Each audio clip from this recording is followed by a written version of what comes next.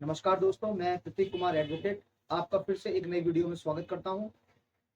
जैसे कि मेरा उद्देश्य है लोगों को जनरल लॉज के बारे में बताना, तो आज मैं आपके सामने लेकर आया हूं जीरो एफआईआर। जीरो एफआईआर के बारे में आज मैं आपको पूरी जानकारी दूंगा। पूरा वीडियो देखिएगा, एंड में मैं आपको बताऊंगा कि इसे जीरो एफआईआर क्यों कहते हैं। तो बने रहिए वीडियो में। तो दोस्तों, हमारे पास है एक एफआईआर का पूरा जो फुल फॉर्म है वो है फर्स्ट इंफॉर्मेशन रिपोर्ट।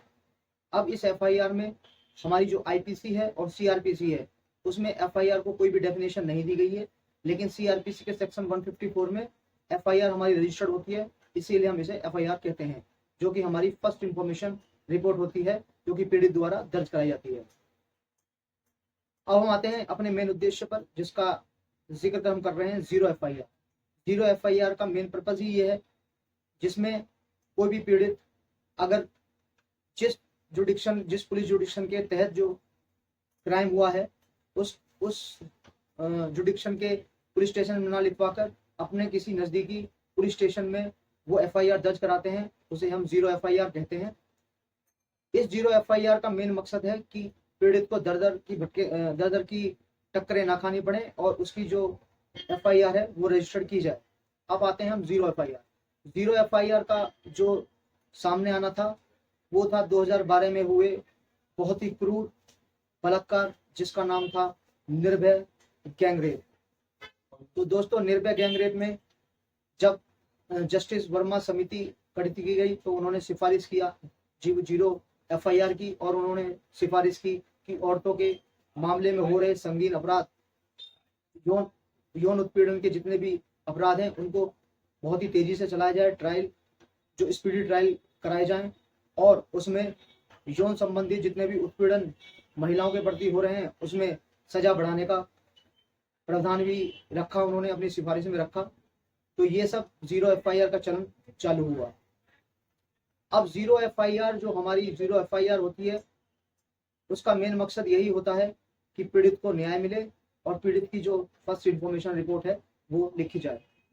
मैं ज़्यादा बड़ी इस वीडियो को नहीं खींचूंगा और इस वीडियो में मैं आपको बताता हूँ, मैं आपको बड़े एग्जांपल्स देता हूँ जो कि जीरो एफआईआर के तहत अभी हमारे सामने आए, जो कि एक बहुत ही चर्चित केस था जिसका नाम था आसाराम बाबू वाले केस में, जिसमें आसाराम बाबू पे जो एलिगेशन थे कि एक नाबालिग लड़की के साथ उन्होंने रेप और यौन उत्पीड़न का मामला सामने आया, जो कि जोधपुर के मानी विलेज आश्रम में घटित हुआ, जो कि 15 तारीख की घटना 2013 में थी। उसके बाद जो है उनका परिवार दिल्ली आता है। दिल्ली आने के बाद वो सारी घटनाएं पीड़ित अपने परिवार को बताती है। तो उनके पेरेंट्स, जो उनके माता पिता होते हैं, वो दिल्ली में एक जीरो एफआईआर रजिस्टर्ड कराते हैं और वो उसके बाद वो जीरो एफआईआर जोधपुर ट्रांसफर कर दी जाती है। ये एक पहला मामला था। दूसरा मामला अभी मणिपुर में हुई हिंसक घटनाएं, जो कि सबके सामने अभी बहुत ही प्रचलित रही, और ये घटनाएं सबके सामने अलग अलग तरह में लगभग 6 से 7 हजार एफआईआर दर्ज हुई, लेकिन 6 से 7 हजार एफआईआर दर्ज हुई उनमें से 1/3 जितनी भी एफआईआर थी वो जीरो एफआईआर थी।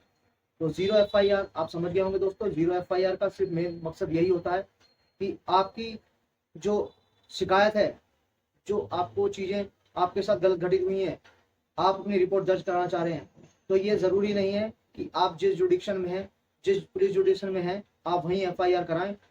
अगर आप जुडिक्शन से बाहर भी हैं तो आप किसी भी नज़दीकी पुलिस स्टेशन में आप इस एफआईआर को दर्ज करा सकते हैं। इस जीरो एफआईआर का मेन मकसद यही है। अब आते हैं हम एफआईआर जीरो क्यों कही जाती है। एफआईआर जीरो इसीलिए कही जाती है कि हम कोई भी एफआईआर रजिस्टर्ड कराते हैं, उस एफआईआर में एक नंबर होता है जो कि रजिस्ट्रेशन नंबर होता है एफआईआर का, लेकिन जो हमारी जीरो एफआईआर होती है उसे जीरो एफआईआर का चलन इसीलिए है क्योंकि वो किसी भी नंबर से रजिस्टर्ड नहीं होती है, वो जीरो के नाम से ही है और उसका अंक जीरो है और वो जीरो में ही रजिस्टर्ड होती है, इसीलिए उसे हम जीरो एफआईआर कहते हैं।